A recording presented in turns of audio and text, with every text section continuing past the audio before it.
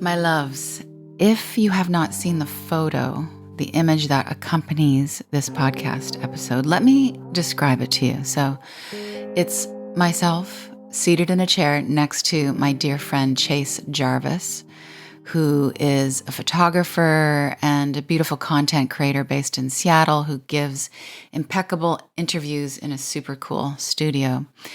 And in this photo, it looks like I'm making him laugh because I am, and I'm smiling this big, toothy smile of mine. I've got my glasses on, fabulous hair day, lowish cut black top. I'm looking slender. I'm looking fucking great.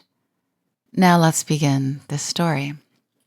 Are you familiar with the quote? It's often misattributed to Socrates. Be kind, for everyone you meet is fighting a hard battle. There's so much to say about this photo of Chase interviewing me.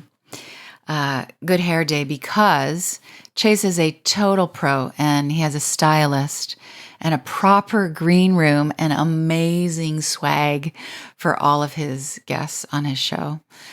I was at my thinnest at this time in my life because I'd been on this starvation diet. It was prep for a new guy that I was dating. And I also was in the middle of a major bout with mold poisoning, and my gut and my sinuses were whacked. But I hadn't yet made the connection between disrupted gut and chronic sinus infections because we hadn't found the mold yet. I was wearing my glasses, which I only wear my glasses when I'm working in front of a computer. Otherwise, I can see. But this day I was wearing my glasses because my eyes were swollen from crying. Because new guy was not good for me. And I knew it. And I wasn't going to let sooner turn into later with a breakup. So I ended it in one phone call. And it was a big deal. It wasn't a light thing because I thought I was going to marry a new guy. Also on the same day, I was stoned on Sinutab and Advil. And on the train ride going from Vancouver to Seattle, I was in a constant state of prayer as I was crying that my vocal cords were going to hold out. And more disturbingly, I guess, that I wouldn't have a panic attack while we were recording the interview. And that morning, just to help me suit up and show up, I took one of my first doses of Ativan. Ativan is an anti-anxiety medication.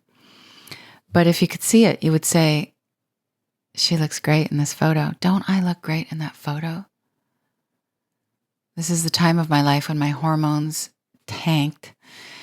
And I went through a really big, traumatizing cancel culture situation. And I ended a bad romance. And then I came into a period of suicidal ideation and anxiety attacks. And this was all new and all very shocking to me. I had been with people before who had had anxiety attacks in my presence. It's a freaky situation when you experience that.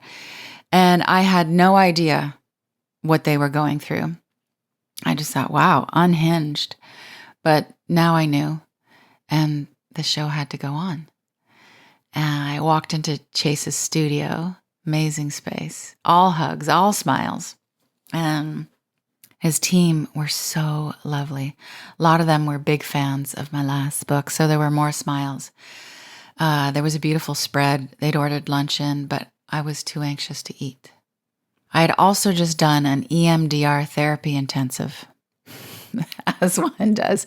So I spent 3 days in an Airbnb, basically bawling my eyes out, just sobbing and recapitulating and journaling, just going through all of it with my amazing psychotherapist. And this was in California. And after 3 days of swollen eyes and heaving out trauma, I flew home to Vancouver for midnight. And the next morning, I got on the train to Seattle for Chase. And I also did another interview that day with a live audience dialogue with my friend named Srini. Great guy. Chase is Grace. And I am a brick house. and we made it through, and we looked great in the photo. So the obvious one part of this lesson is don't believe what everybody's filtered life looks like. Of course, we know this. I think most of us heart-centered humans, we get this. But I notice myself sometimes when I am scrolling and I'm thinking, girlfriend, I know you don't cook wearing white linen every day.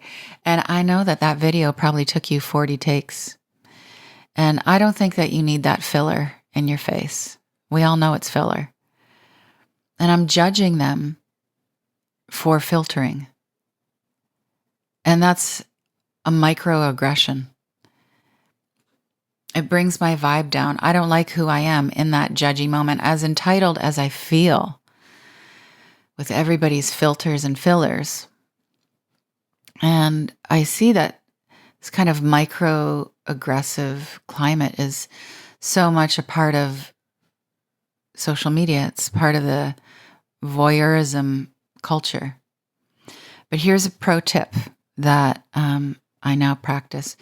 If you're following people on social media that you are just crazy jealous of and therefore judgy with, or maybe you're not jealous, but you feel the judgy and you feel yourself criticizing them every time they pop into your feed. I know you can think of somebody right now. You could grab your phone as you're listening to me right now, and I know you could get on your socials and be like, oh, her, him, them, yeah. You know what I suggest, because this has worked for me? Just unfollow them or unmute them. If you've got those relationships where you're concerned that someone would see you unfollow them and you don't want to create that weirdness, you can mute somebody. It's a highly effective feature, useful on the socials, because here's why. It's all energy. It's all energy. You don't need that judgy frequency, and neither do they. I think what we all need, all of us, everywhere, all the time, is instead of the judgment impulse, the compassion impulse. Compassion assumes that we're all going through something, for sure. And compassion assumes that we're all filtering what we're going through in one way or another. And compassion knows that it's our right to do so. And so you just think, bless you, babe. I don't know what you've had to heal from, and I don't know what you're going through, but I know it's something. And I'm sending you love. And you look great in that photo. And that concludes my sermon and my story time. I will be here. I'll be here forever. If there's ever any inspiration, something useful, please do your thing. Leave the reviews. Forward this on to people. And when you get on your social media tonight or today, you just breathe into your heart and you feel that compassion impulse and you just think, oh, she looks great in that photo. With love, Danielle.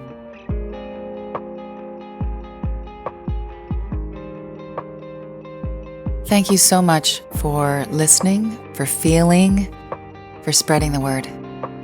With love.